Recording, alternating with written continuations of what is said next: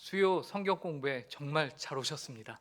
예, 우리 좌우에 계신 분들, 앞뒤에 계신 분들과 함께 눈을 마주치면서 함께 축복하면서 인사할까요? 정말 잘 오셨습니다.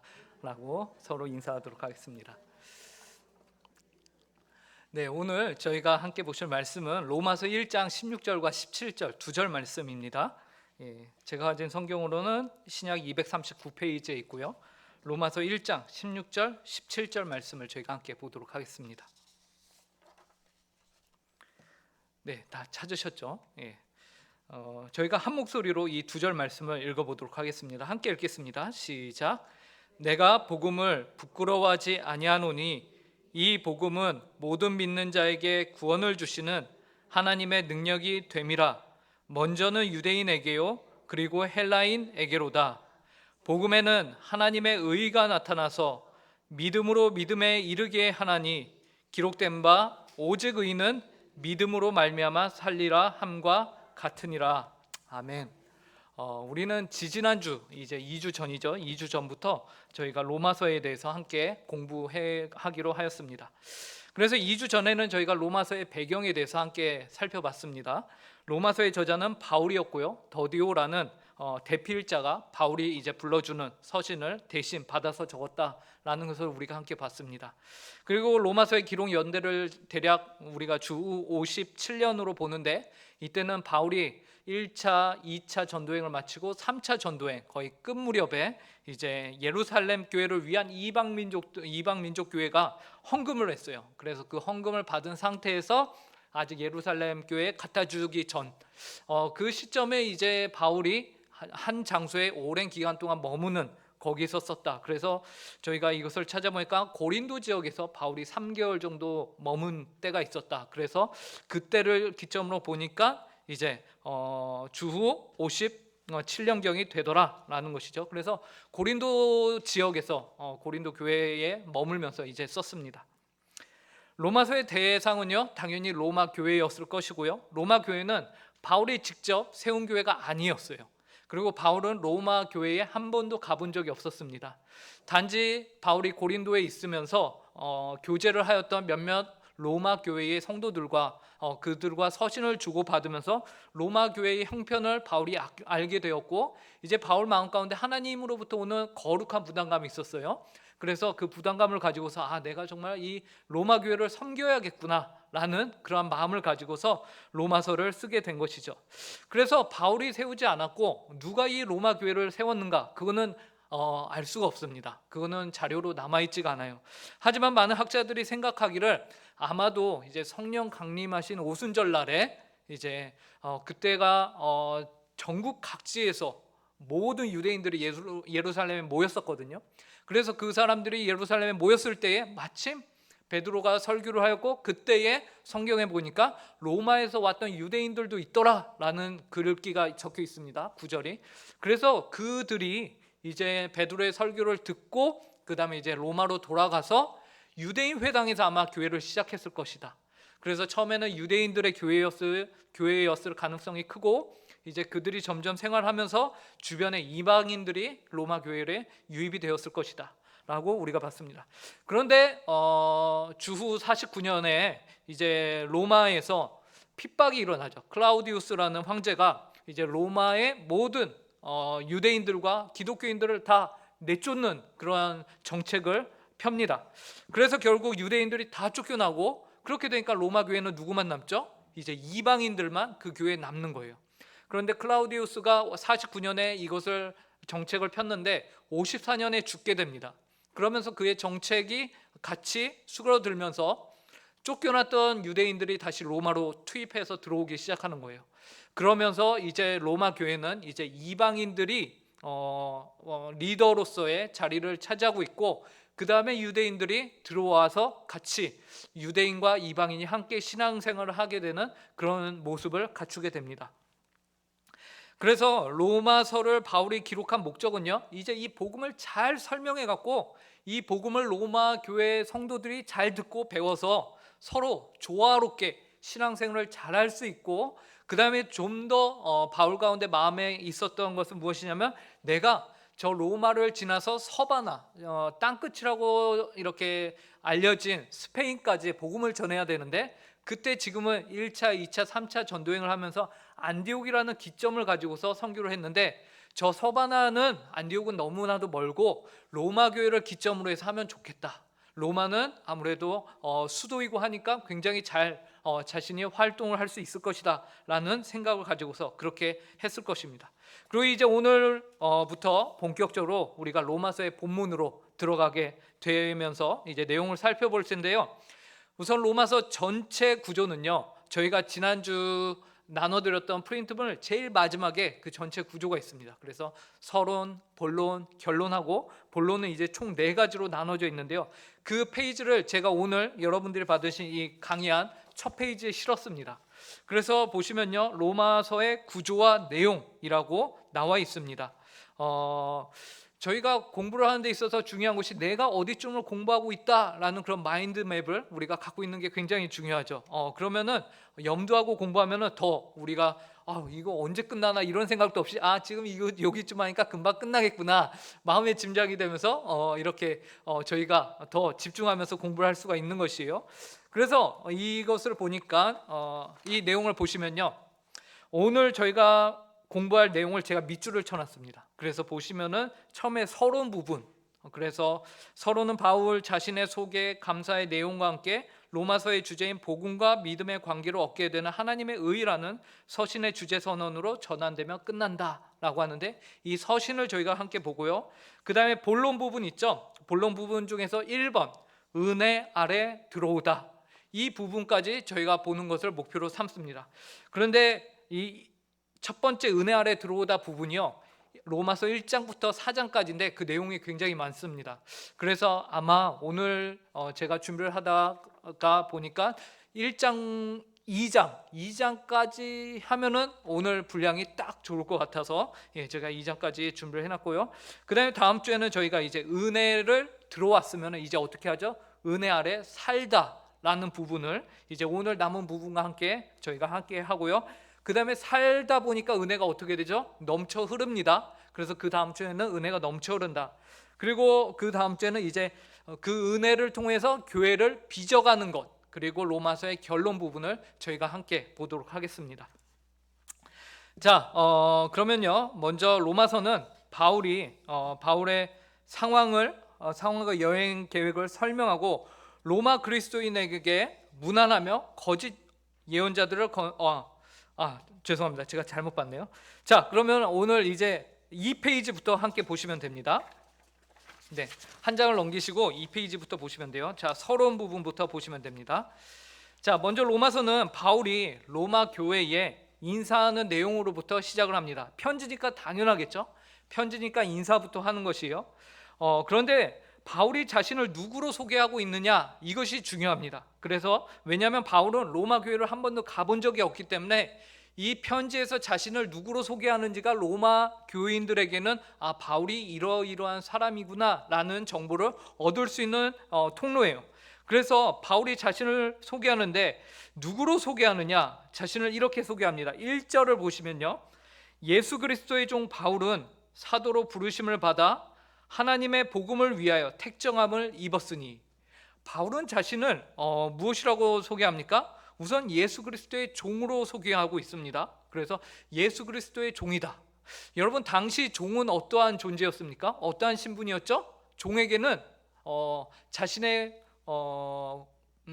행사할 수 있는 그런 권리가 있을까요, 없을까요? 자신의 의견이나 자신의 삶을 살고 싶어도 그대로 못 사는 것이 종이에요. 그죠? 근데 사실 바울은요, 종의 신분이 아니었어요. 바울의 신분은 어떤 시민권을 갖고 있는 사람이었죠? 로마 시민이었어요. 그런데 바울이 지금 자신을 누구로 소개하고 있냐면 종으로 소개하고 있다. 이것은 어떻게 보면 너무나도 어울리지 않는 자기 소개입니다. 그리고 로마 교인들에게 종? 그럼 별거 아닌 거 아닌가? 라고 느껴질 정도로 종이란 것은 굉장히 로마 시민으로서 자신을 종으로 소개한다. 이거는 어울리지 않는 거예요. 그런데 바울은요, 자신을 예수 그리스도의 종이다라고 소개하고 있다라는 것입니다.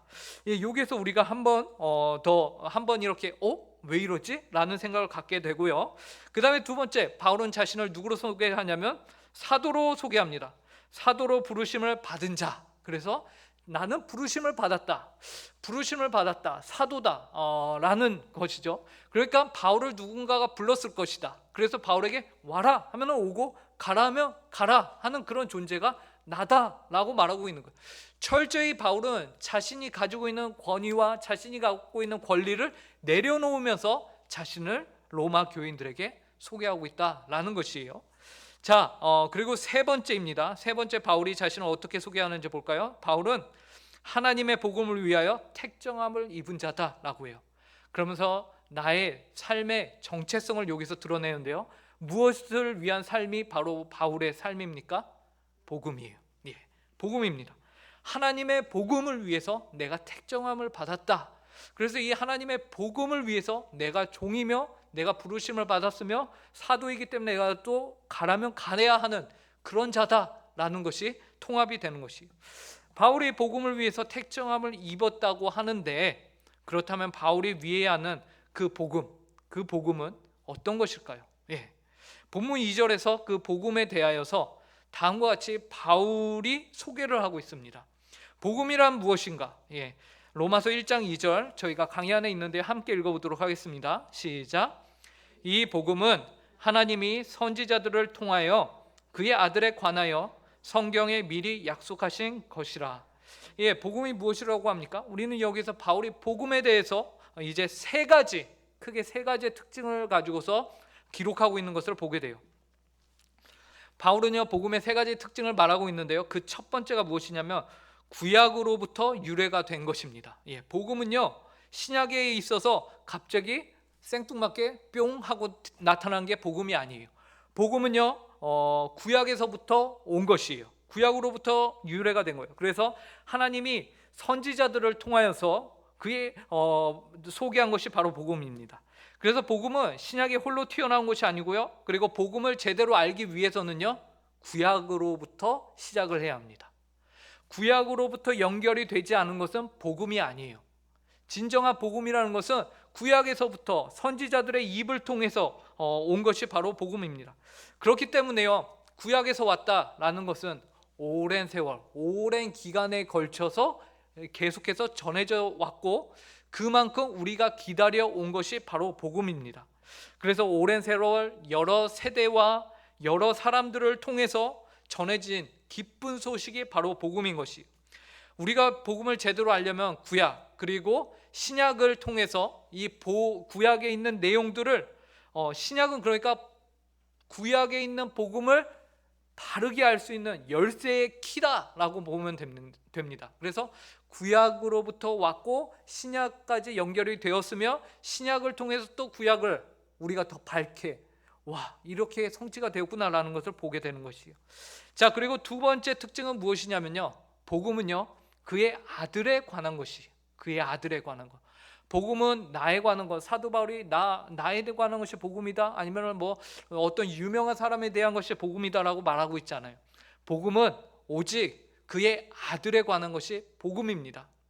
여러분, 많은 좋은 세상의 이야기들이 있습니다. 교훈적인 이야기들도 있고요, 축복의 메시지들도 있을 것이에요. 어떻게 하면 잘 될 것입니다. 정말 건강에 대한 이야기, 아니면은 자녀들의 잘 되는 이야기, 아니면은 우리의 사업이 더 잘 되는 이야기, 그런 많은 좋은 이야기들이 있을 것입니다. 하지만 그것들은 복음이 아니에요.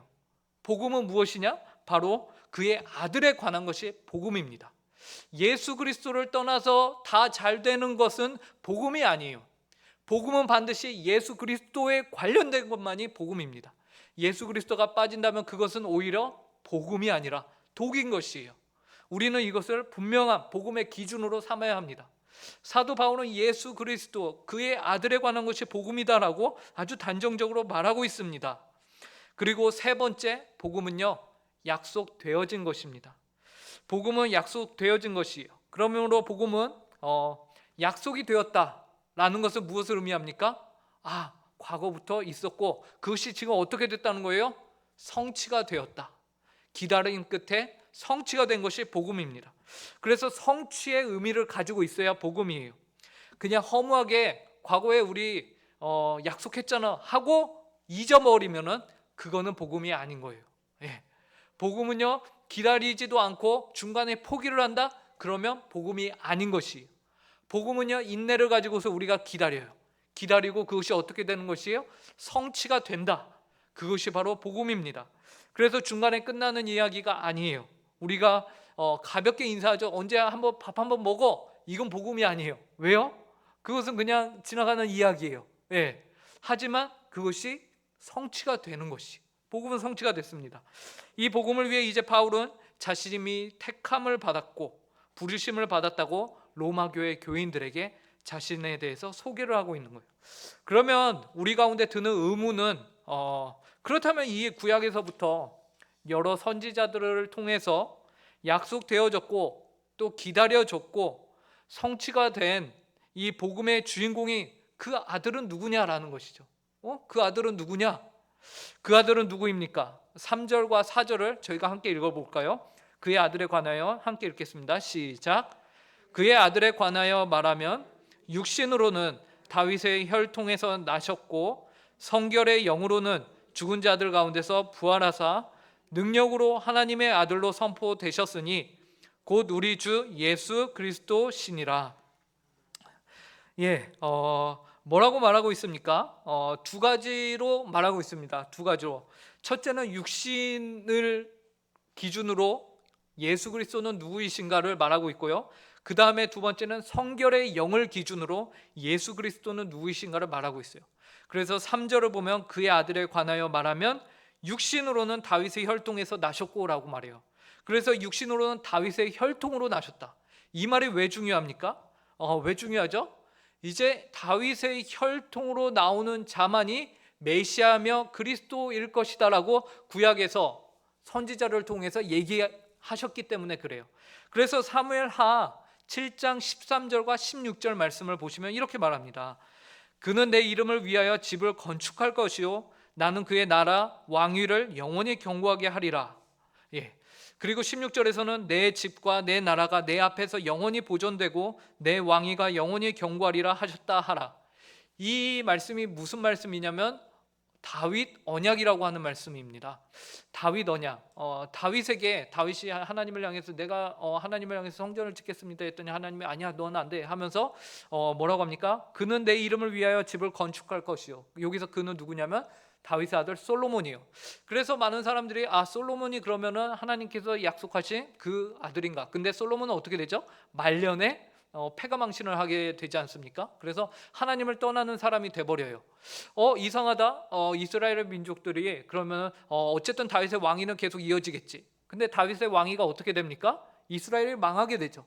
남유다도 망하게 됩니다. 그러면서 이스라엘 민족 가운데 딜레마가 생긴 거예요. 이게 어떻게 된 것인가? 하나님의 다윗의 언약이 분명히 있는데 왜 이것이 성취가 안 되고 역사 가운데 우리의 현실 가운데 이것이 다 수포로 돌아가는가라는 그런 괴리감과 그런 딜레마에 빠지게 되는 겁니다. 그런데 중간에 이제 이사야를 통하여서 이 언약의 말씀이 조금 더 구체적으로 선명하게 증거가 됩니다. 이사야 9장 6절과 7절인데요. 이렇게 말합니다. 제가 읽겠습니다. 이는 한 아기가 우리에게 낳고 한 아들을 우리에게 주신 바 되었는데 그의 어깨에는 정사를 메었고 그의 이름은 기묘자라 모사라 전능하신 하나님이라 영존하시는 아버지라 평강의 왕이라 할 것임이라. 7절은 없는데 제가 읽겠습니다. 그 정사와 평강의 더함이 무궁하며 또 다윗의 왕좌와 그의 나라에 군림하여 그 나라를 굳게 세우고 지금 이후로 영원히 정의와 공의로 그것을 보존하실 것이라. 만군의 여호와의 열심히 이를 이루시리라. 이사야 시대에 가서는 어떻게 되냐면요, 여호와의 열심히 이 언약을 잊지 않고 이어가실 것이다, 완성시킬 것이다라고 지쳐있으며 딜레마에 빠져있는 백성들에게 이사야 선지자가 한 번 더 얘기를 하고 있는 겁니다. 그래서 아까 봤던 것처럼 복음은 구약의 선지자를 통해서 증거되는 것인데 그의 아들에 관한 것인데 그의 아들에 대한 내용이요 사무엘 하에서 나왔고 그 다음에 이사야에서 조금 더 선명해요. 그래서 뭐래요? 이는 한 아기가 우리에게 낳고 아기가 나왔대요. 이 아기가 한 아들을 우리에게 주신 바 되었다라면서 그의 어깨는 정사를 메었고 그 이름은 기묘자라 모사라 전능하신 하나님이라. 어떤 인간의 아기에게 전능하신 하나님이라는 표현을 쓸 수 있겠습니까? 영존하시는 아버지라, 평강의 왕이라 할 것이라. 어떤 악에게 이런 말을 쓸 수 있습니까? 예, 그죠? 근데 이사야 선지자가 이렇게 예언을 하고 있는 거예요. 그리고 이 예언이요, 실제로 성취가 됩니다. 예, 누가복음 1장 31절 33절입니다. 네, 이 말씀은 저희가 함께 읽어볼까요? 보라, 함께 읽겠습니다. 시작. 보라, 내가 잉태하여 아들을 낳으리니 그 이름을 예수라 하라. 그가 큰 자가 되고 지극히 높으신 이의 아들이라 일컬어질 것이요, 주 하나님께서 그 조상 다윗의 왕위를 그에게 주시리니 영원히 야곱의 집을 왕으로 다스리실 것이며 그 나라가 무궁하리라. 드디어 여기에서 모든 것이 완전히 선명해집니다.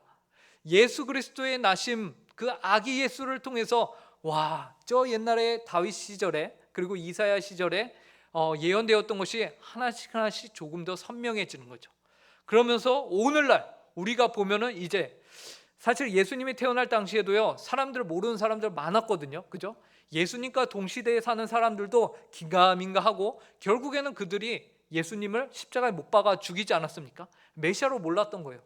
그런데 하나님에 대한 계시가요, 세월을 지나면서 말씀이 더욱더 선명하게 되고 더 알아가고 연구함을 통해서 어떻게 된 것이요? 오늘날 지금 이 자리에 앉아 계시는 여러분들은 그 어떤 선지자들보다 이 내용을 더 잘 알고 계신 거예요. 이사야 선지자는요, 예수 그리스도를 못 봤죠. 아기 예수의 탄생을 못 봤습니다. 하지만 우리는 그 이후 세대예요. 그래서 우리는 어떻게 돼요? 이 모든 것들이 연결되고 역사 가운데 이루어졌다라는 것을 우리는 확신하고 설 수 있게 되는 것입니다. 그래서 다윗의 혈통으로 나신 이가 바로 메시아다, 복음의 그 주인이시다라고 바울이 지금 소개하고 있는 겁니다. 자, 그리고 바울은 이 예수 그리스도에 대해서요, 성결의 영이라는 기준을 가지고서 말합니다. 그래서 성결의 영으로는 어떻게 말하느냐, 부활하사 하나님의 아들로 선포되셨다라고 말하고 있어요. 로마서 1장 4절을 저희가 함께 읽어보도록 하겠습니다. 시작. 성결의 영으로는 죽은 자들 가운데서 부활하사 능력으로 하나님의 아들로 선포되셨으니 곧 우리 주 예수 그리스도 신이라. 만약에 예수님이요 부활하지 않으셨다라면은 이분은 메시아가 될 수 없으신 거예요. 근데 바울이 분명하게 고백하는 것이 무엇이냐면 이분이 부활하셨다라는 것을 고백하고 있습니다. 부활을 통해서 예수 그리스도가 죄가 없는 분이셨구나 라는 것이 드러나게 되는 것이고, 죄가 없는 자만이 인류의 죄를 대신 감당할 수 있는 거예요. 그렇기 때문에 예수 그리스도 외에 그 누구도 부활한 사람은 없는 것이에요. 예수 그리스도가 부활의 첫 열매가 되시는 겁니다. 그래서 중요한 것인데 그것을 바울이 지금 딱 적고 있는 거예요. 그래서 예수 그리스도, 복음이신 예수 그리스도에 대해서 바울이 두 가지로 말합니다. 바로 다윗의 혈통이며 성결의 영으로는 부활하신 하나님의 아들이다. 부활을 통해서 이분이 정말 하나님의 아들이신 것이 선포가 되는 것입니다. 만인에게 공적으로 인정을 받게 되는 것입니다. 이렇게 바울은 자신이 누구인지, 그리고 자신이 부르심을 받은 복음이 무엇인지를 이제 말하고 끝내는 걸로 우리가 볼 수 있는데, 여기서 또 바울은 끝내지 않아요. 마지막으로 인사말에서요, 바울은요 인사말인데 이렇게 어마어마한 내용들을 다 담고서는 마지막에 바울이 6절과 7절에서요 또 무엇을 끄집어내는지 아십니까? 그렇다면 로마 교회의 성도들, 너희들은 누구냐? 라는 것까지 얘기하고 끝냅니다. 인사말 안에 복음은 무엇이냐, 나는 누구냐, 그리고 그렇다면 너희들 로마 교회 성도들은 누구냐, 너희 로마 교회 성도는 어떤 자들이냐까지 말하고 있는 것이요. 6절과 7절 함께 읽어보도록 하겠습니다. 시작. 너희도 그들 중에서 예수 그리스도의 것으로 부르심을 받은 자니라. 로마에서 하나님의 사랑하심을 받고 성도로 부르심을 받은 모든 자에게 하나님 우리 아버지와 주 예수 그리스도로부터 은혜와 평강이 있기를 원하노라. 로마 교회 성도들은 누구입니까? 바울은 예수 그리스도의 것으로 부르심을 받은 자들이다라고 말하고 있습니다. 바울은 나만 특별하게 부르심을 받았어라고 말하고 있지 않아요. 로마 교회 성도를 당신들이 부르심을 받은 자들입니다라고 말하고 있습니다. 그리고 그 로마의 교회는요 하나의 교회입니다. 우리 인류 역사 가운데서 예전에 저희가 교회에 대해서 배웠을 때 배운 건데, 인류의 교회는 몇 개의 교회가 있습니까? 하나의 교회만 있습니다. 하나의 교회. 전 우주적으로 오직 하나의 교회만 있습니다. 그 교회 안에 여러 가지 모양을 가진 교회들이 역사 가운데 있는 것이고, 지금 우리가 은곡교회로 모여 있잖아요. 이 교회가 바로 이 로마에 있는 교회와 같은 교회인 것입니다. 예수 그리스도를 머리로 하고 있는 한 몸인 교회인 것이에요. 세대를 지나서, 시대를 지나서, 장소를 떠나서 한 교회만이 있습니다. 그래서요, 이 말씀은요, 로마 교회 성도를 향해서 하나님의 말씀이 증거하듯이 그 로마 교회 성도들을 향해서 무엇이라고 합니까? 너희들은 그리스도의 것으로 부르심을 받은 자다라고 말씀하는 것과 같이, 오늘 이 자리에 은곡교회로 모인 성도님들이요, 바로 예수 그리스도의 것으로 부름받아 이 자리에 계시다라는 것을 아셔야 합니다. 이 사실을 믿으시기 바랍니다. 그래서요, 바울은요, 자신의 인사말 끝에 너희들도 부르심을 받은 자들이다 라고 이 내용을 집어넣고 있다라는 것입니다. 너희도 성도로 그리스도의 것으로 부르심을 받았구나 라고 말하고 있는 거예요. 그런데 여기에서요, 여러분, 이렇게 바울이 인사말을 끝냈거든요. 근데 여기까지 보면서 한 가지 느낀 점이 있지 않습니까? 좀 라고 우리가 특이하게 발견할 만한 것이 하나 있어야 되는데 네, 표정들을 보시니까, 저를 쳐다보시는 표정들을 보니까 뭐가 특이하지? 라는 표정들이신데, 뭐냐면요, 우리가 본 내용이 지금 편지고 편지의 인사말이잖아요. 그래서 사실 이 인사말이라는 것이 자신에 대한 소개이고 굉장히 형식적인 내용이거든요. 그런데 바울이요, 이 형식적인 말 안에서요, 무엇에 더, 그러니까 나는 바울입니다, 나는 당신들을 사랑합니다, 이 정도로 할 만한데, 그것이 아니라 무엇에 더 심혈을 기울이면서 이 편지를 쓰고 있습니까? 바로 복음이란 무엇인가에 대해서 굉장히 심혈을 기울이고 있다라는 것이에요. 복음이란 무엇인가에 대해서 바울은, 보세요, 바울은 자기 자신을 소개하는 것보다요, 복음이 무엇인지, 예수 그리스도가 누구이신지, 하나님이 어떤 분이신지에 대해서 더 많은 분량을 기록하고 있다라는 것입니다. 그래서 인사말 치고는 굉장히 과하다라는 느낌을 우리가 받게 되는 거예요. 그래서요, 저희가 강의한 이쪽에 있는 박스 안에 있는 내용을 저희가 함께 읽으면서요, 이제 이 인사말에 대한 내용을 정리를 해보고자 합니다. 바울은 이 부분 함께 읽어보도록 하겠습니다. 시작. 바울은 로마서의 인사말 로마서 1장 1절부터 7절에 자기소개에서 자신이 누구인지 말하면서 동시에 자신을 부르신 그리스도가 누구이신지에 대해서 더 열심히 소개하는 모습을 보여줍니다. 또한 인사말의 마무리에서는 로마 교회 성도들도 하나님에 의해서 성도로 부르심을 받았음을 확신함으로 끝맺고 있습니다. 이러한 바울의 모습은 그의 삶이 얼마나 그리스도 중심이었는지와 성도의 정체성이 어떠해야 하는지를 보여줍니다.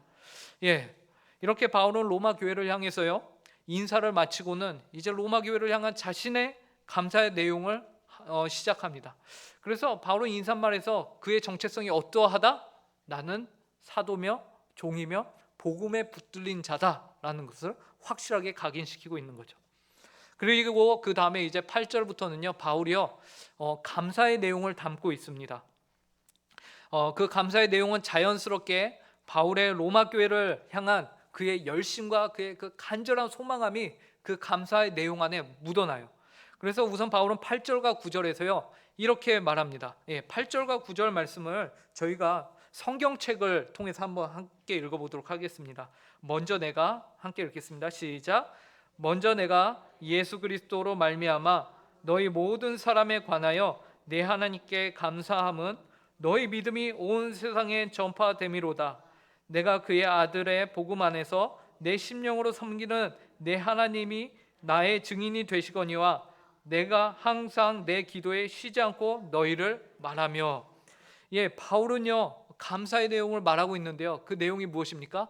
로마 교회 너희들의 믿음이 온 세상에 증거됐다, 온 세상에 이미 알려졌다라고 말해요.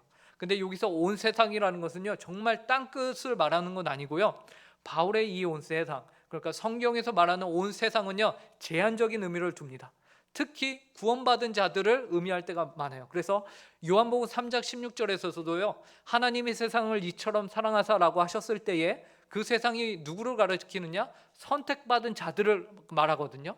그렇기 때문에 여기서도 온 세상이라고 했을 때 그것은 저희 땅 끝에 교회도 없고 하나님을 모르는 그 사람들에게까지 소문이 난 것이 아니라 이제 성도들이 모여 있는 교회들의 이방 교회들의 소문이 다 났다라는 것이에요. 그런데 그 소문을 통해서 하는 것이 무엇이냐면 너희들의 믿음이 소문이 났다. 그래서 내가 감사한다라고 말하고 있는 것입니다. 그래서 감사의 내용은 자연스럽게 이렇게 말했는데요. 바울이 감사하는 이유는요, 로마 교회 믿음이 온 세상에 전파됐기 때문이에요. 구체적인 그 믿음이 어떠한 믿음인지는 나와 있지 않아요. 뭐 이들이 어떤 구제를 했는지 아니면은 어떤 핍박이 있는데 잘 지켰는지 구체적으로 나와 있지는 않아요. 하지만 좋았겠죠. 좋았다라는 것을 우리가 알 수 있습니다. 그래서 로마를 향한 이 바울의 감사의 내용이 나오고, 그 다음에 바울이요 뭐라고 하죠? 9절에서 내가 너희를 위해서 얼마나 열심히 기도하였는지를 하나님이 내 증인이 되신다라고 말하고 있습니다. 그래서 내가 기도할 때마다 로마 교회 너희들을 위해서 기도했다라고 말합니다. 그래서 그 기도의 내용, 그렇게 바울이 열심히 간절히 로마를 향하고 있는 그 마음의 뜻, 그 이유가 무엇일까요? 로마 교회를 향한 바울의 감사의 열심이 왜 이렇게 열심이면 왜 이렇게 뜨거울까요? 10절에 보면요, 바울의 간절함이 이렇게 녹아져 있습니다. 어떻게 하든 너희에게로 나아갈 좋은 길 얻기를 내가 구하노라. 근데 바울이 이렇게 구하고 구했는데 갔을까요? 못 갔을까요? 못 갔잖아요. 여러 번 내가 시도를 했음에도 불구하고 가지는 못하였다. 하지만 내가 너희를 위해서 계속해서 기도하고 있다. 이렇게 바울의 간절한 이유가 무엇일까요? 11절부터 13절에 나와 있습니다. 제가 읽어드릴게요. 내가 너희 보기를 간절히 원하는 것은 어떤 신령한 은사를 너희에게 나누어 주어 너희를 견고하게 하려 함이니 이는 곧 내가 너희 가운데서 너희와 나의 믿음으로 말미암아 피차 아니함을 얻으려 함이라. 형제들아, 내가 여러 번 너희에게 가고자 한 것을 너희가 모르기를 원하지 아니하노니 이는 너희 중에서도 다른 이방인 중에서와 같이 열매를 맺게 하려 함이로되 지금까지 길이 막혔도다. 제가 11절부터 13절까지 읽었거든요. 근데 바울이 이 로마 교회를 그렇게 가고 싶어하는 이유가요, 각 절마다 하나씩 딴 하고 나옵니다. 11절 한번 찾아보시겠어요? 11절에서요 바울은요, 내가 너희 보기를 간절히 원하는 것은 이라면서 뭐라고 하냐면 어떤 신령한 은사를 너희에게 나누어 주어 너희를 견고하게 하려 함이니. 11절에서는 그 이유가 무엇입니까? 내가 신령한 은사를 너희들과 나눠서 너희가 좀 더 견고해졌으면 좋겠어 라는 것입니다. 그래서 자신이 갖고 있는 그 은사를 나누어서 로마 교회를 견고하게 하고자 하는 것이 바울의 목적이었어요. 그리고 그 다음 12절에서는요 뭐라고 하냐면요, 자신이 갖고 있는 서로 믿는 바, 너희들이 믿는 것과 내가 믿는 것을 서로 나눠서 피차 아니함을 얻자. 그러니까 성도 바울이 갖고 있는 복음을 나눴는데, 로마 교인들이 만나서 복음을 나눴는데 서로 간증거리가 넘쳐나고 내가 믿는 하나님과 너가 믿는 하나님이 똑같고 동일하고 그 부어주신 은혜가 너무나도 좋은 거예요. 그러면 어떻게 되죠? 은혜가 넘치죠. 그 안에서 위로가 일어나죠. 그러한 일들을 우리가 갖자라는 거예요. 이것을 위해서 내가 로마로 가고 싶다라는 것입니다. 그 다음 13절에서는 바울이 이렇게 말해요. 다른 이방인 중에서와 같이 내가 너희 가운데서 열매를 맺고 싶다라고 말하고 있는 겁니다. 이러한 이유들을 통해서 이제 바울이 로마 교회로 너무나도 가고 싶어하는 것입니다.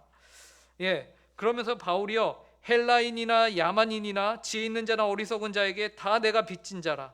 그러므로 나는 할 수 있는 대로 로마에 있는 너희에게 복음 전하기를 원한다라고 말하면서 이 로마 교회를 향한 자신의 열정이 얼마나 뜨거운지를 말하고 있습니다. 그러면서 이제 16절과 17절에 가서는요, 바울이 하나님의 의에 대해서 말함으로써 이제 서론을 마무리합니다.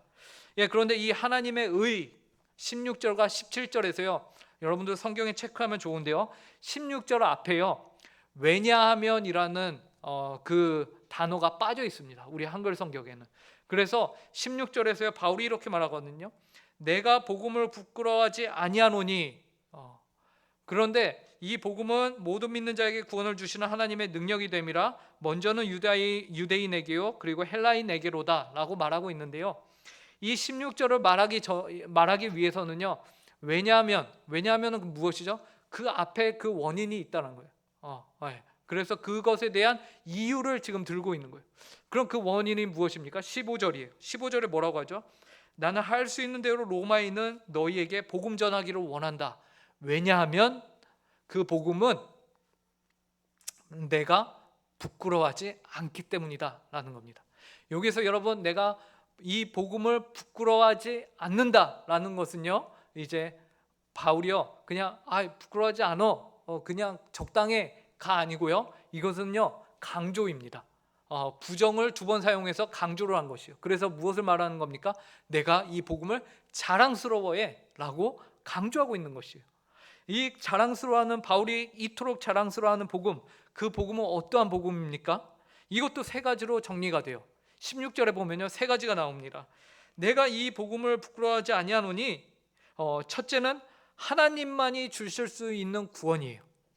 복음은요 다른 사람으로부터 얻을 수 있는 것이 아니고요, 어디 세상으로부터 얻을 수 있는 것이 아니라 오직 하나님만이 주실 수 있는 것이 복음입니다.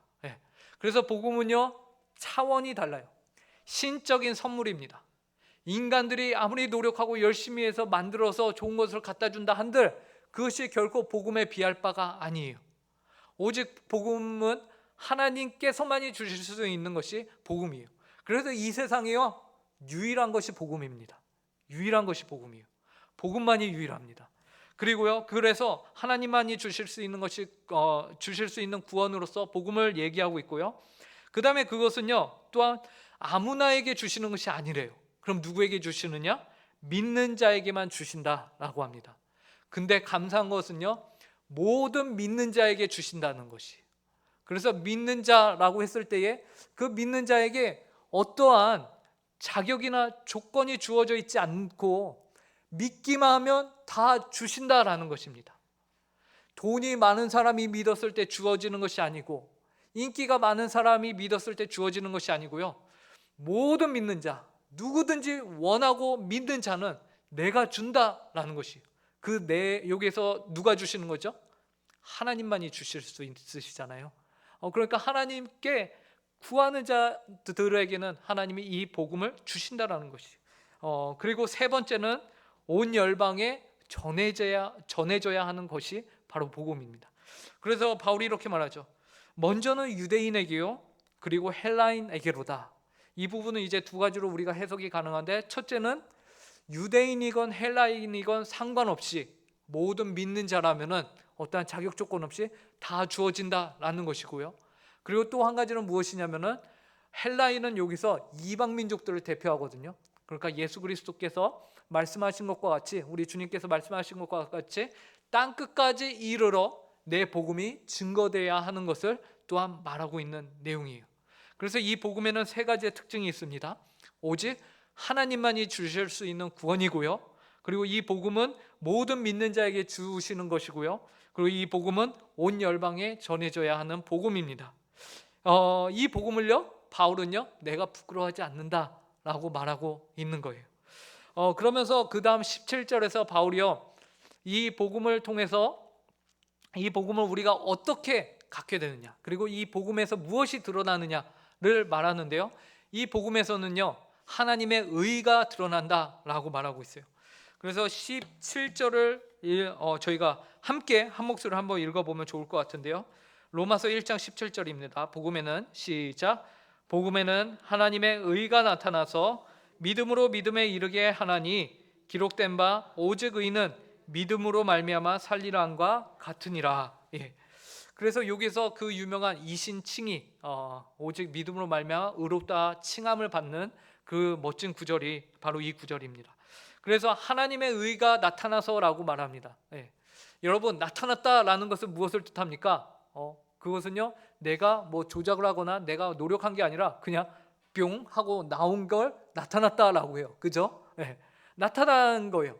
나의 어떤 원인이나 공로가 있지 않습니다. 하나님의 의가, 신적인 그 의가, 인간이 아무리 노력해도 온 인류가 모든 생명을 다 합쳐서 다 바쳐서 만들고자 해도 만들 수 없는 그 하나님의 의가 나타났어요. 나타난 거예요. 나의 어떠한가 상관없이 오직 나의 의, 사람들의 의, 세상이 만드는 의는 어떻죠? 그 하나님의 의에 방해만 될 뿐이에요. 그렇게 방에만 쌓여 있는 우리에게 하나님의 의가 우리의 어떠한과 상관없이 나타났습니다. 그리고 그 의가 어떠한 결과를 만듭니까? 나타나서 뭐라고 하죠? 믿음으로 믿음에 이르게 한다라고 말해요. 믿음으로 믿음에 이르게 한다. 이것은 무엇을 의미합니까? 믿음으로 시작해서 믿음으로 끝나는 의다라는 것이, 그 어디에도 사람의 어떠한 공로나 노력이나 어떠한 헌신이 들어갈 틈이 1도 없다. 0.00001도 거기는 없다. 오직 100% 순전히 하나님의 은혜로만 된 것이다 라는 것을 우리에게 말해주고 있습니다. 그래서 바울은 이처럼 이 서론에서요, 하나님의 의까지 마치면서 이 로마서 1장 16절 17절을 통해서 전체 로마서의 주제를 딱 말하고 그 다음에 서론을 마치고 이제 그 다음 본론으로 들어가게 됩니다. 그래서 1장 18절부터 이제 본론으로 본격적으로 들어갔는데요, 이 본론으로 들어가면서 드디어 이제 은혜 아래로 들어오다라는 제목으로 이제 우리에게 소개를 해주고 있는 거예요. 바울이 그런데 가장 먼저 하는 일이 무엇인지 아십니까, 여러분? 바울은요, 세상이 이 모양이다 라는 것을 먼저 끄집어내고 얘기하고 시작합니다. 세상의 모습과 그 세상의 모습을 바라본 하나님의 반응을 이제 바울이 기록하고 있어요. 첫 번째 세상의 모습은요, 창조 세계가요, 하나님에 대하여서요 증명하는 것들이 있다라고 말해요. 그것이 무엇인지 아십니까? 그 무엇이 있을까요? 로마서 1장 18절부터 20절을 저희가 함께 보도록 하겠습니다. 로마서 1장 18절부터 20절이요. 함께 읽어보도록 하겠습니다. 시작. 하나님의 진노가 불의로 진리를 막는 사람들의 모든 경건치 않음과 불의에 대하여 하늘로부터 나타나나니. 여기까지. 우선 나타났다라고 하는데 바로 그 앞에 내용에서 하나님의 의가 나타났었잖아요. 근데 여기서는 또 하나님의 다른 것이 나타나요. 뭐가 나타났다고 하죠? 하나님의 진노가 나타났대요. 하나님의 진노가 지금 이 세상에 나타났대요. 그 다음에 19절 20절을 읽어보도록 하겠습니다. 시작. 이는 하나님을 알만한 것이 그들 속에 보임이라. 하나님께서 이를 그들에게 보이셨느니라.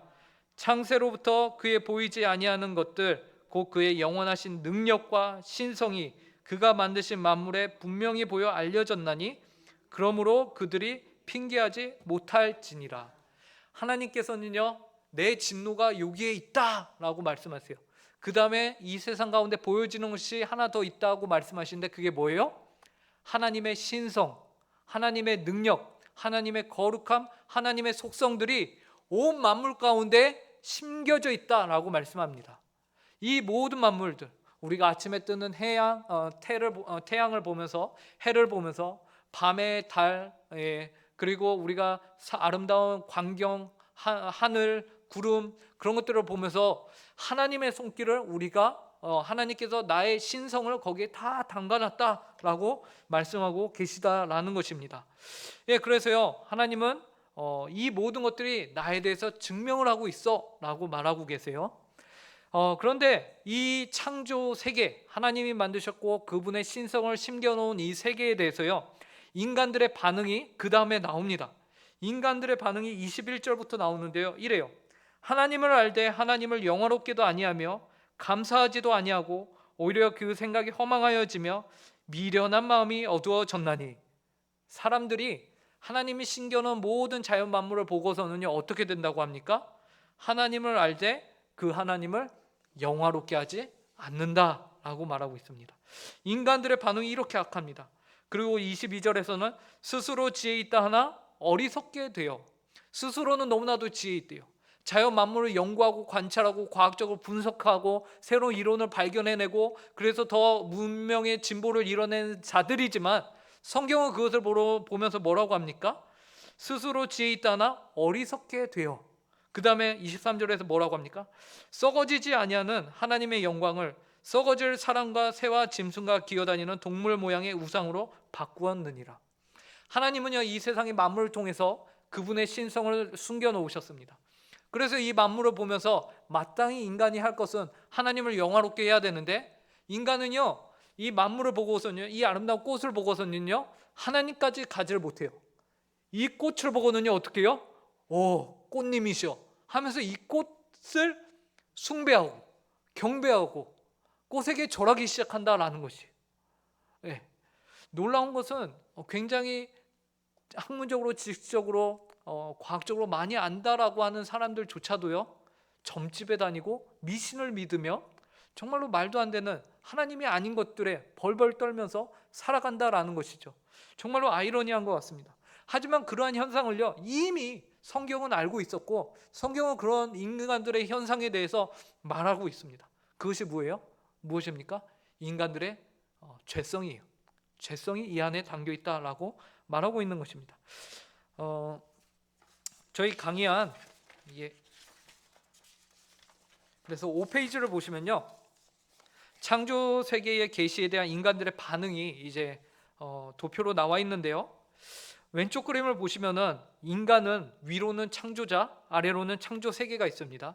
그래서 창조 세계를 향해서는 본인들이 청지기로서의 역할을 감당해야 되고, 이제 창조자를 향해서는 마땅히 예배를 해야 됩니다. 근데 이것이 깨어졌죠. 오른쪽 그림이 지금 이 현상이다라고 오늘 이 로마서는 말씀하고 계신 거예요. 그래서 오른쪽을 보니까 인간이 창조자를 향해서는 어떻게 됩니까? X가 쳐져 있어요. 그리고 화살표도 없습니다. 어떠한 관계도 맺고 있지 않고 그 하나님을 X, 완전히 자신들의 마음과 머리에서 지워버렸어요. 그리고는 오히려 창조 세계, 하나님이 이것들을 통해서 나를 봐라라고 만드셔 놓은 그 창조 세계를 보고서는 어떻게 합니까? 그것을 보고는 그냥 그것을 경배하고 그것에게 예배를 하고 있는 모습이에요. 여러분, 이거는 좀 무서우면서도 웃긴 반응이고 현상인데요. 여러분, 동물들에게 저쪽에 있는 달이나 무엇을 가르친다라고 하면은 우리의 의도는 저것을 봐라라고 가르치면은 동물은 어디를 봅니까? 저것을 봅니까? 아니면 손끝을 봅니까? 손끝을 봐요. 네. 동물들의 수준이 그래요. 근데 하나님을 잃은 죄악을 그 가운데 품고 있는 인간들도 이 수준에 머물러 있게 된 거예요. 하나님이 나를 봐라 하고 자연 만물을 만드시고 그 안에 본인의 신성을 담아 놓으셨는데, 인간들이 그 하나님께서 바라보라 하는 그분 자신은 못 보고 어떻게 합니까? 그 만물에 이제 눈이 잡혀 있는 거죠. 자, 이러한 세상을 향해서 하나님의 반응이 나옵니다. 로마서 1장 24절 말씀을 제가 읽겠습니다. 그러므로 하나님께서 그들을 마음의 정욕대로 더러움에 내버려 두사 그들의 몸을 서로 욕되게 하게 하셨으니. 하나님의 반응은요, 어떻게 되냐면 하나님께서 그들을 내버려 두시는 것이 하나님의 반응입니다. 그리고 26절에서도요, 하나님은 이렇게 말씀하세요. 이 때문에 하나님께서 그들을 부끄러운 욕심에 내버려 두셨으니 곧 그들의 여자들도 순리대로 쓸 것을 받고 영리로 쓰며. 하나님의 반응은요, 그들을 그대로 내버려 두시고 순리대로 쓸 것을 영리로 쓰게끔 그냥 놔두시는 거예요. 다음 28절이요. 28절은 저희가 함께 읽을까요? 시작. 또한 그들이 마음에 하나님 두기를 싫어하며 하나님께서 그들을 그 상실한 마음대로 내버려 두사 합당하지 못한 일을 하게 하셨으니. 하나님께서 그들의 마음이 상실한 상태 그대로 내버려 두십니다. 이것이 하나님의 반응이에요. 그리고 성경은 이것을 뭐라고 하냐면요, 하나님의 심판이다라고 말합니다. 하나님께서 가장 큰 심판은요, 그 영혼을 그대로 놔두시는 것이에요. 하나님이 치신다 하면은 아직 희망이 있고 아직 소망이 있지만 그 한 영혼이 하나님의 치심도 없고 하나님의 징계도 없고 그 영혼이 하나님으로부터 죄를 범했음에도 승승장구한다, 만사형통한다, 그러면요, 하나님의 심판이 이미 임한 것입니다. 그런데 성경은 무엇을 말하고 있냐면요, 지금 세상에 이러한 하나님의 심판이 임하여 있다라는 것을 지금 말해주고 있는 거예요. 그래서 로마서에서 바울은요, 복음을 얘기하면서 그리고 우리가 은혜 아래로 들어가야 된다라고 하면서요, 가장 먼저 무엇부터 말합니까? 이 세상이 지금 이 모양 이 지경이다라고 말하고 있는 겁니다. 근데 한술 더 떠서 사람들의 반응이 나옵니다. 하나님이 이렇게까지 대처를 하시는데 사람들의 반응이 32절에서 이렇습니다. 그들이 이 같은 일을 행하는 자는 사형에 해당한다고 하나님께서 정하심을 알고도 자기들만 행할 뿐만 아니라 또한 그런 일을 행하는 자들을 옳다 하느니라. 예. 뭐라고 합니까? 이들이요, 무엇이 옳고 그른지도 알고 있고 이거 하면은 죽겠구나라고 알고 있는데 세상도요 그 마음 가운데 다 알고 있대요. 그런데 뭐라고 합니까? 오히려 여론을 몰아가요. 그리고 세상 이제 가치관이죠. 가치관을 어떻게 바꿔갑니까? 이것이 옳은 것으로 몰아갑니다. 예. 그래서 마치 이것이 죄가 아닌 것처럼 스스로 자기 위로를 삼는 사회를 만들고자 합니다. 그것이 세상의 모습이요. 신기하죠. 근데 오늘날 우리 세상의 모습과 우리 사회의 모습과도 너무나도 닮았죠. 약 10년 전부터 이제 간통이 죄가 아닌 것으로 법적으로 그것이 이렇게 법으로 정해지게 되고, 또 오늘날에는 동성애나 아니면은 여러 가지 평등법이라는 그 이명 아래 성경에서 말하고 있는 죄가 아닌 것으로, 이것은 괜찮은 거야, 이것은 평등한 거야, 이것은 약자를 돕는 거야 라면서 이것이 바른 것으로 이렇게 만들어가는 사회 구조가 있습니다. 그런데요, 성경은요 이미 옛날부터 인간의 사회가 이 세상이 이렇다라는 것을 이렇게 명확하게 기록하고 있는 겁니다. 정말로 놀라운 성경의 통찰력이 아닐 수 없습니다. 예. 그렇기 때문에 우리가 성경을 보면서 정말 놀라고 또 놀라는 것입니다. 그 옛날의 지혜인데 하나님의 지혜이기 때문에, 하나님의 말씀이기 때문에 시대를 뚫어서 우리에게 메시지를 전해주고 있는 겁니다. 이 세상이 어떠한지를. 그래서 우리가 은혜 아래 들어오라 라고 말하는 이 메시지에서요, 시작은요 이 세상이 어떠한지, 지금 우리가 어떠한 위치에 서 있는지 그것을 아는 것으로부터 시작해야 된다라고 말하고 있는 것입니다. 자, 강의한 5페이지 중간에 있는 박스를 저희가 함께 읽어보도록 하겠습니다. 1번을 읽겠습니다. 시작. 하나님의 진노하심, 인간을 정죄하는 하나님의 거룩한 분노의 유출은 이미 모든 죄인들에게 자신을 계시하셨기 때문에 의로우며 하나님을 떠나 다른 신들을 섬기는 사람들은 하나님 앞에 더 이상 핑계할 수 없다. 그래서 하나님은 못 받고 계십니다. 이미 모든 것이 다 밝히 드러나 있고 너희들이 도망할 구멍은 없다. 너희들이 핑계댈 구멍은 없다. 인류에게 하나님이 말씀하고 계십니다. 자, 2번입니다. 마음에 시작. 마음에 하나님 두기를 싫어하는 세상은 하나님이 창조하신 세상의 순리를 버리고 창조의 질서를 무질서로 만들어 버린다. 그러나 이러한 모든 표현은 마음의 죄악에 뿌리가 있음과 함께 도덕적 타락과 혼란은 그들을 내버려 두시는 하나님의 진노를 나타낸다. 그래서 이 세상이 혼란하면 혼란할수록 우리는 무엇을 발견하게 되는 거죠?